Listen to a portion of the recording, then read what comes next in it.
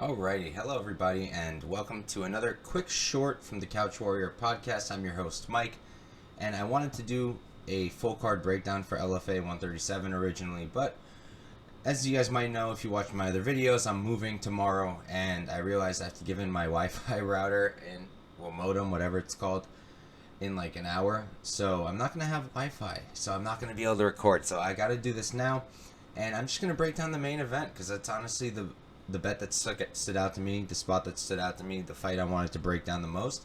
So that's what we're going to do. So for this fight, we've got Chase Gibson versus Hyder Amil. They're fighting at featherweight, and it's the main event. I do not think it's it's 3 rounds. It's not a title fight. So we've got Chase Gibson, who's 11, 5-0, 32 years old, 5'8", 72-inch reach, and he's training out of California Mixed Martial Arts.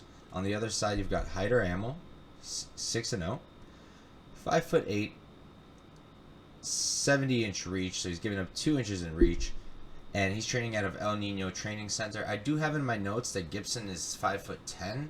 I believe that's either based from LFA numbers or from his Contender Series bout, so I do believe he has a 2-inch height advantage along with that reach advantage. And honestly, so first, I watched Amil first. I've already seen Gibson. I saw him on the Contender Series versus Tucker Lutz. Thought he did pretty well there, all things considered. Tucker Lutz is a very talented guy, but I went into this one. I bet Gibson last time as a dog as well in his last LFA fight, and he pulled it off for me. But I was looking at Amil because I was interested, and like I was watching his first fight, the first round. He looked so good. His striking is just so good. He's so slick. 3 KO wins. Never been knocked out himself, but he can be a bit hittable. He can get sloppy with his strikes, and I don't know if it was just that one Sewell fight where he kind of blew his load early, really let it go, and then got tired, and then was a lot more hittable. But even in his other fights, like he's always a bit hittable. Now his takedown defense is really good, but Robson, I believe it's Robson Jr., he took him down a few times. He was able to hold him against the fence, take his back, but not with much success. Credit to Hyder Amil, he was able to get him off. Never been submitted. He's got good forward pressure. I just think his fight IQ could be a little bit questionable. Now Gibson, we're talking about a guy who's a vet, right? He's got way more pro fights. He's also got 5 amateur fights under his belt. His striking is also really slick, right?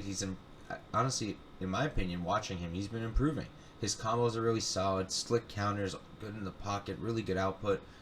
4 KO wins, never been knocked out himself. His wrestling is actually really good too. I think he's got the better wrestling, and I think he has the better offensive grappling, the better BJJ. 4 sub wins, 0 sub losses. His transitions, his tight body lock. His last fight, he kept taking the guy's back, and then the other guy would reverse and take his back, and it was just such a good grappling match. But you really saw how good Gibson is down there, and his striking is just so good too. So I do think he has Hyder Amil covered. Amil could find success inside like the striking range, but I think Gibson's just as good, if not better there. He's bigger, has a reach advantage that he can use, and he will use, and I think he's got the grappling advantage. So getting him at plus money, at plus 120, I really like that, and I played it for a unit personally, and that's it. That's my play for LFA 137. Thank you guys for tuning in, and good luck.